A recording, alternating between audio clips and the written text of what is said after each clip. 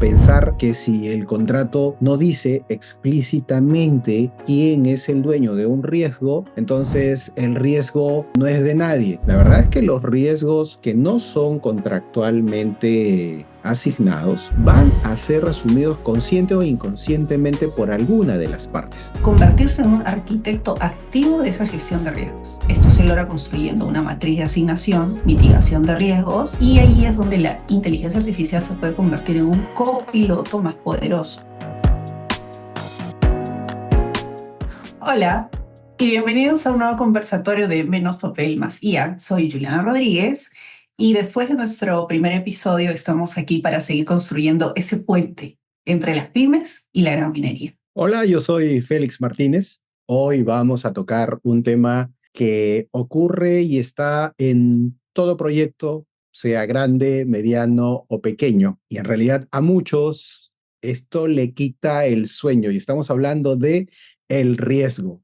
Juliana, desde tu experiencia en Anglo, como nos contabas en la primera sesión, y ahora ayudando a pymes desde Canadá, te pregunto, ¿alguna vez firmaste un contrato y luego descubriste un riesgo que no viste, una de esas sorpresas que impactan directamente en la rentabilidad? Uy, Félix, sí, realmente es muy frecuente encontrar y es crucial definirlo bien porque en el primer episodio hablamos de traducir el lenguaje y Ujú. aquí necesitamos hablar sobre traducir el riesgo. Un riesgo que en el mundo de los contratos es cualquier otro evento incierto que si ocurre puede tener un impacto negativo en el proyecto, en la rentabilidad del contrato. Y la primera regla de oro en la gestión de riesgos y la que no podemos olvidar es la relación directa que existe entre el riesgo y el precio.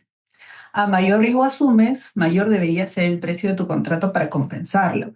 Pero esto es algo que vi constantemente en los contratos inclusivos y en las pymes y en las MIPES que no entendían esta relación y terminaban perdiendo dinero en proyectos que parecían rentables. Parecían rentables, exactamente. Y para poder cuantificarlo, ponerle precio a este riesgo, primero hay que identificarlo. En mi experiencia, como mencionaba ya en minería peruana, he visto que los riesgos podemos agruparlos, digamos, en ciertas categorías críticas, podríamos llamarle. Pero antes de enumerarlas, porque esto me parece importante mencionar, ¿sabes qué es lo que más me sorprendía en las pymes, que en realidad podían ser súper detallistas para costear sus materiales, su mano de obra? En realidad lo que veía era que se convertían increíblemente en súper optimistas cuando se trataba de evaluar el riesgo.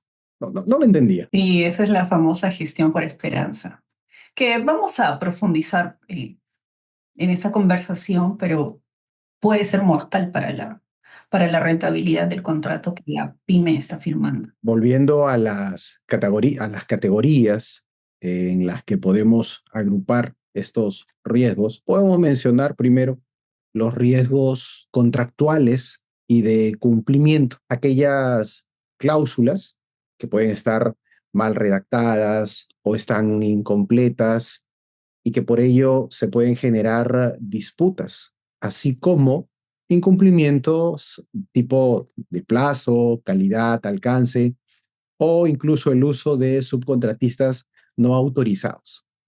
Una cosa que insisto con mis alumnos en las aulas y que tiene un enfoque más bien preventivo es que hay que regular en el contrato para que las cosas salgan bien y no solo para saber qué hacer en caso salgan mal. Otro grupo de riesgos son los riesgos financieros, aquellos que se refieren a los retrasos en pagos, las variaciones imprevistas en los costos, tipo de cambio, inflación, el financiamiento y otros factores que pueden afectar la salud financiera del contrato o del proyecto. Un tercer grupo importante son los riesgos regulatorios y de permisos, tipo cambios en las normativas, en la normativa ya sea ambiental, laboral o de seguridad, así como demoras en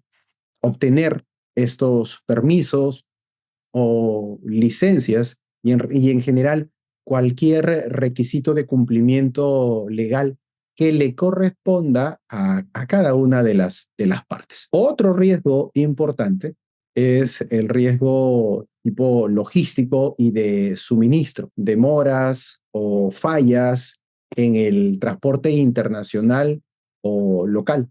Tienes temas allí con los puertos, aduanas, las rutas, daños en el traslado de los equipos, de los componentes de tu proyecto, o incluso la falta de disponibilidad de materiales que sean claves, y de ello depende incluso a veces no solo materiales, sino también los proveedores que están disponibles en el mercado. Otro riesgo es el tema de la resolución de conflictos. Cuando hay una ausencia o debilidad en los mecanismos para resolver controversias de forma eficiente, lo que puede, obviamente, luego escalar en algún desacuerdo y paralizar o poder paralizar, sea parcial o total, tu proyecto, ¿no? Esos son riesgos que hay que tener siempre mapeados. Me gustan esas categorías. ¿Cómo lo ves? Sí, en realidad entender estas categorías siempre es el primer paso para poder empezar a gestionar el riesgo de forma profesional.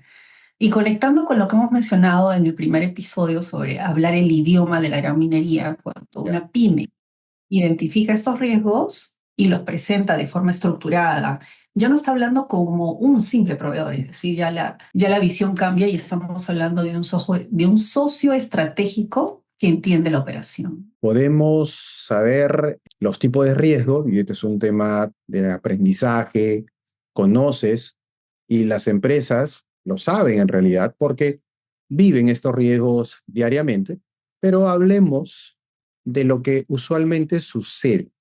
¿Cuál dirías, en tu experiencia, que es el error más común que cometen las pymes? Cuéntanos. Ay, sí, ese es el factor común, o al menos lo que he venido viendo hasta ahora, es justamente esa gestión por esperanza, ¿no? Que he mencionado, ¿no? Que, por ejemplo, una pyme lee la cláusula que exige que todo personal complete la introducción de seguridad específica en el sitio y Ujú. cuando hagan su propuesta técnico-económica y revisa que es un curso y a veces puede ser por desconocimiento o puede ser por falta de hacer un doble check sobre la información y no investiga más qué significa esa inducción en seguridad. Entonces, la inducción termina siendo una necesidad donde tiene que tener un curso intensivo de 5 días, por ejemplo, que se dicta una sola vez al mes por ciertas empresas certificadoras Ujú. y el personal ya está contratado. Entonces, tu equipo tiene que esperar 5 o 10 días para que el encargado de seguridad o la persona que necesita la certificación esté habilitada para ingresar a mina. Y luego todo el personal lo tienes parado por ese tiempo que no estaba cubierto. El costo de la certificación tampoco tal vez estaba cubierto. Entonces, estas pymes logran tener 15, 30 días laborales improductivos que no estaban en el presupuesto, uno. Dos, empiezan los retrasos de los entregables del proyecto y este riesgo que parecía menor se materializó por no haber hecho esa simple llamada o ese doble información, ese cruce de información sobre realmente qué significa determinados permisos, ¿no? Cosa que se pudo resolver incluso hasta con una simple llamada, ¿no? Es un error clásico, lo que mencionas, sucede muchas veces. Y hay también algunos otros, tal vez más sutiles, pero igual de peligrosos. Por ejemplo, pensar que si el contrato no dice explícitamente quién es el dueño de un riesgo, entonces el riesgo no es de nadie. Y no es así, pues, ¿verdad? Allí la verdad es que los riesgos que no son contractualmente asignados van a ser asumidos consciente o inconscientemente por alguna de las partes.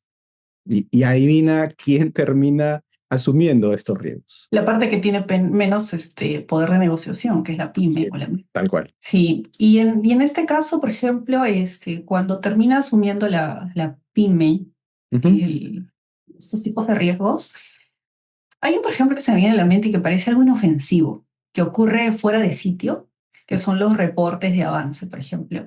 El contrato dice que debes entregar un reporte de avance semanal, y eso es el estándar del scope of work y el alcance del trabajo, y cuando se hace el puesto, se le determinan X horas de rendimiento de personal al gerente o a la persona que está a cargo de estos reportes o a cargo de ciertos niveles de responsabilidad dentro de todo el proyecto que va a ejecutar. Entonces, ¿qué pasa? Presupuestas, el- entonces decidieron que este reporte iba a demorar 3 horas y a las 2 semanas o al mes el cliente, con mayor poder de negociación a veces, dice, bueno, ¿sabes qué? Los reportes que yo necesito se tienen que cargar manualmente en un portal corporativo, deben de tener X, Y, Z información llenando cantidades de campos distintos y de repente lo que se presupuestó, lo que se prorrateó de horas de trabajo para un reporte termina siendo ya una actividad extra, un día más de trabajo. Correcto. Entonces, ¿qué significa eso? Eso en campo significa que la persona va a dedicarle o menos horas a otras actividades o va a hacer el reporte pero con menos calidad. Y quieres reportes, termina siendo excesivo, o sea, la persona termina trabajando mucho más horas de las necesarias, termina sobreexigiéndose y al final también podría ser causa de rotación de personal, porque cuando las personas están con ese nivel de presión semana a semana, no es sostenible. Claro, y ese es solamente a veces el principio, porque luego hay una especie de efecto dominó porque vas identificando una tras otra actividad que, oh, sorpresa, ¿no? Balance total, ¿no? El rendimiento del gerente fue planeado para la gestión de la operación, pero no para una entrada de datos.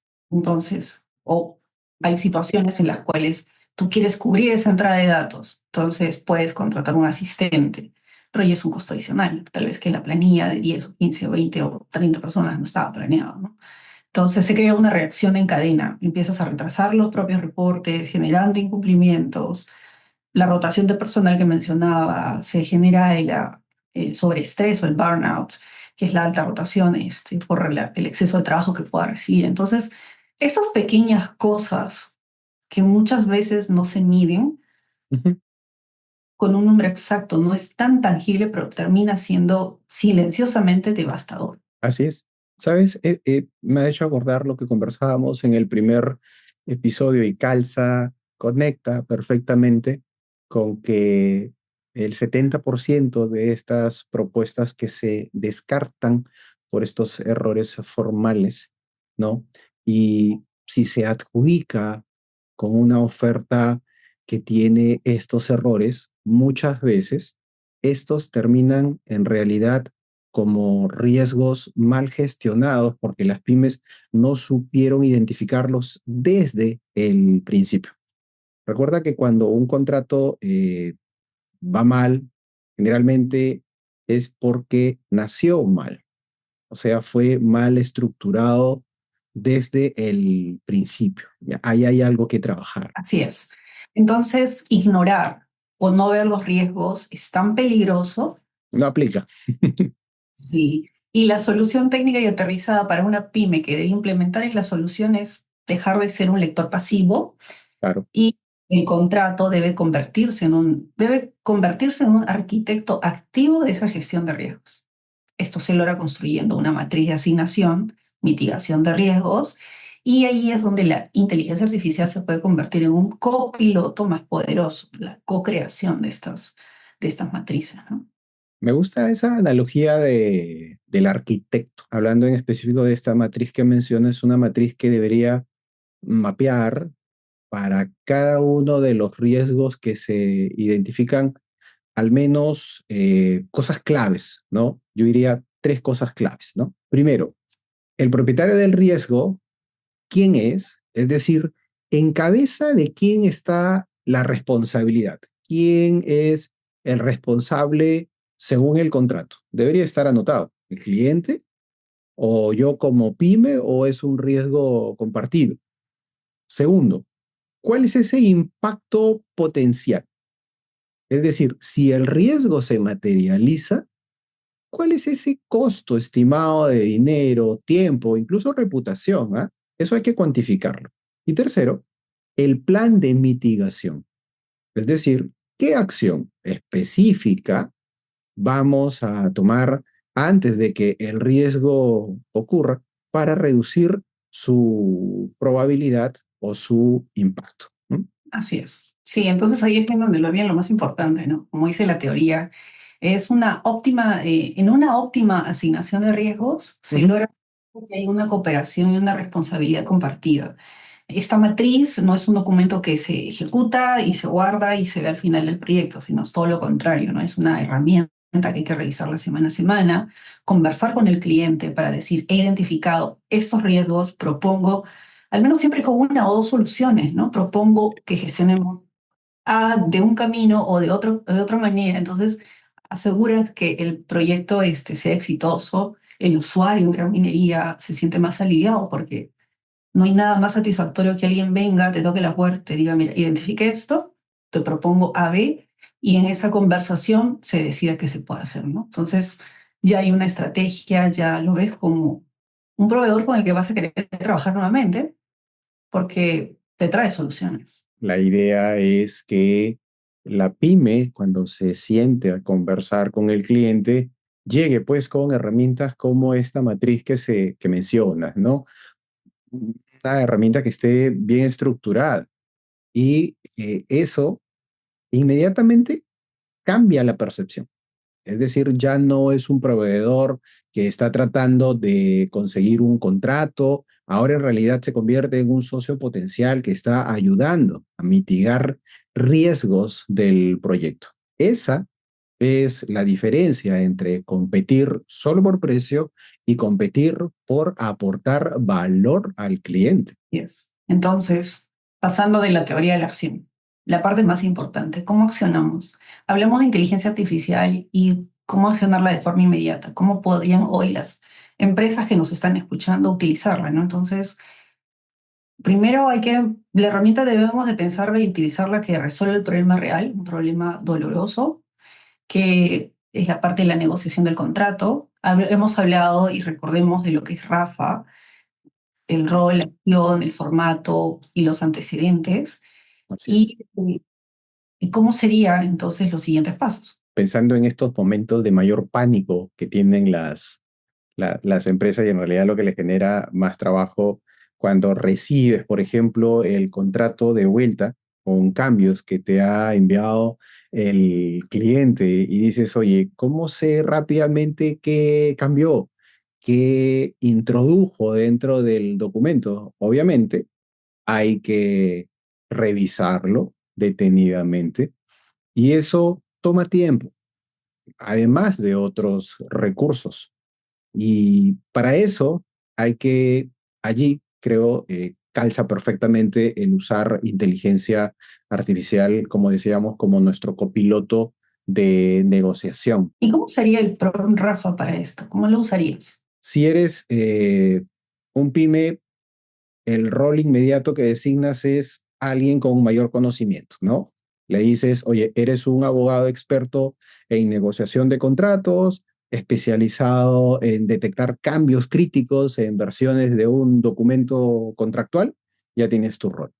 Y luego le das una acción, ¿no? He recibido una versión con cambios de mi cliente y necesito que compares la versión original con la versión con cambios y ahí viene el aporte. Haz un resumen en una lista con los cambios más significativos. Le puedes precisar 3, 5 cambios, ¿no? Y para cada cambio explica en una frase el nuevo riesgo que se está introduciendo para mí como pyme, como proveedor, como contratista. El formato puede ser, oye, preséntalo en una lista tipo viñetas y cada viñeta que explique el cambio y el riesgo que está asociado. Y como antecedentes, ¿no? Le dices, oye, esta es la versión original, pegas el texto original, y esta es la versión con cambios, pegas el texto con cambios y ya está. Así es sencillo. Para aquellas pymes que nos escuchan y aplican estas técnicas, o sea, van a tener un cambio inmediato, en pocos Ujú, minutos, van a poder tener un resumen ejecutivo con los puntos clave de negociar, son ujú. la parte de comienzo, ¿no? Si dominan la técnica, pueden incorporar otras acciones rápidas para mitigar el riesgo en todo el ciclo contractual, ¿no? No, pero ya tienes que decir qué otras opciones hay, pues, Juliana. A ver, ¿cuáles serían? A ver, se ve un ejemplo. Vamos a Dale. mencionar algunos pymes que pueden utilizar la IA para, primero, vamos a poner orden, detectar errores o cláusulas faltantes, ¿no? Si Ok, la IA en el contrato puede decirte, ojo, aquí falta una cláusula confidencial, o los términos de pago no están claros en función al tipo de servicio que tú das y en el rubro en que tú te encuentras, porque claro. hay que ver cuál es la forma de pago de ciertos contratos. El segundo es evitar vencimientos y penalidades. Se puede configurar automatizaciones para que la inteligencia artificial escanee el contrato, escanee las pólizas, extraiga fechas clave y las active con alertas automáticas para que puedas recibir esas alertas 30 días antes, 15 días antes, 7 días antes. Entonces, ya existen estas herramientas, ya se puede hacer esto. O sea, realmente el día de hoy pensar que una empresa se venza a un SCTR, que es la póliza que en mi experiencia, que lo he visto de cerca, es muy fácil de vencer, o sea, ya no debería sucederte eso, ¿no? Y el tercero, que es más importante, a analizar todos los contratos firmados en lote para las pymes que tienen, subcontratan, ¿no? Aquí puedes detectar inconsistencias, puedes crear un repositorio central de cláusulas más importantes, ¿no? Para que te evites que los retrasos de tus subcontratistas impacten en la entrega de tu proyecto. Y finalmente es aprender a negociar mejor, ¿no? O sea, se habla mucho del contrato, se habla mucho de mejorar, pero ¿dónde está la negociación? ¿Dónde está lo que tú pones sobre la mesa? Entonces, hoy en día también hay recursos para utilizar esta inteligencia artificial y generar esos contratos modelos adaptados a cada industria por sector. Y estos argumentos, con una revisión previa, con una ronda de preguntas, entonces uno ya va más preparada a esas presentaciones técnicas económicas que muchas veces existe y hay que sustentar, ¿no? Es un ejercicio que vale la pena, además, porque cada contrato es diferente a cualquier otro que hayas tenido, ¿no? Y la estrategia de contratación que define el cliente tiene sus particularidades y hay que analizar en base a ello. En realidad es increíble lo específico que puedes ser con estas herramientas de inteligencia artificial, Juliana, ¿no? Buenazo. Sí, sí, totalmente. Entonces, un poco yendo a nuestros oyentes y si les interesa profundizar en cómo implementar estas soluciones, porque es una de las preguntas que se me vendría a la mente y es que nos busquen. Acá estamos los dos justamente para poder cubrir esas brechas. Digamos que puede sonar en lo nuevo de lo que se explica, eh, que es amplio, pero no hay que tenerle miedo, ¿no? Si bien es cierto, son aplicaciones muy potentes y directas, lo que me gusta en realidad es que se conectan perfectamente con todo lo que venimos conversando, incluso desde el primer episodio.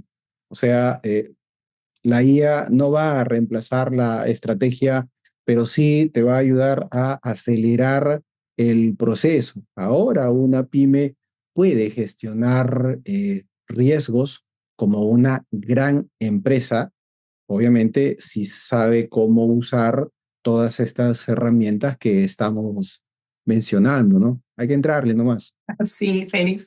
En realidad lo que también me gustaría que nuestros oyentes, las pymes que nos escuchan, es que lo que hemos acabado de mencionar, más que teoría de riesgos, y es una metodología, Ujú. muchas pymes la están empezando a incorporar, ya están transformando sus empresas, ya están incluyendo estas herramientas en sus compañías. Entonces, mientras tienes competidores que ya están utilizando estos formatos a su favor, estas herramientas a su favor, ya entienden los riesgos a su favor, versus los que no le estén incluyendo, entonces hay un gap.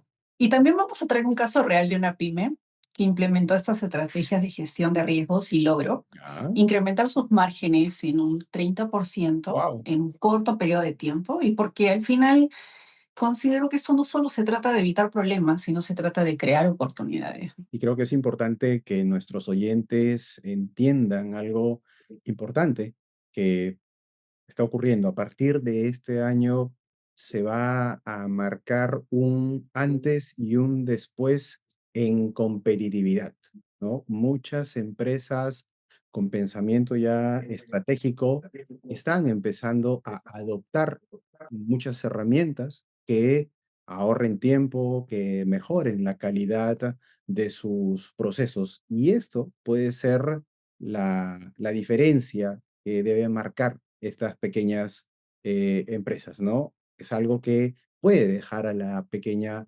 empresa o adelante o un paso atrás. Sí, exacto, Félix. La pregunta no es si esas herramientas van a transformar, porque no, ya está acá, ya está transformando.